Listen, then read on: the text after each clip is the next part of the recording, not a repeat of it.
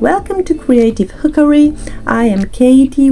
Today I will show you how I teach others to learn how to crochet, and as bonus I will show you the easiest way to find the perfect hook for your yarn. First we choose a hook that has the diameter at the base of the hook smaller than the yarn.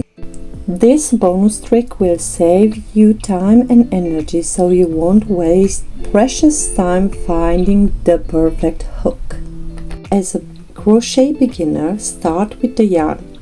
We put the yarn over the pinky finger and wrap it on our index finger. Then we create a loop and chain 2, then pull.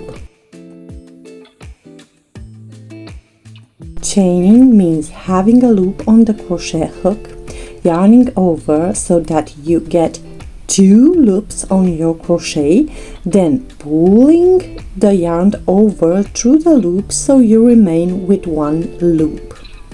As a beginner, some loops will be tighter, some will be bigger and loose, but I suggest to all crochet beginners to chain until you succeed to have at least 10 stitches chains that look alike, because as a beginner you may have the base. By learning how to chain, you will have the base. Every stitch in crochet is yarning over and pulling through. So as a beginner, in my opinion, you don't have to start with single crochet, you have to start with chaining. So this is why most of the crochet beginners fail, because they don't start by chaining.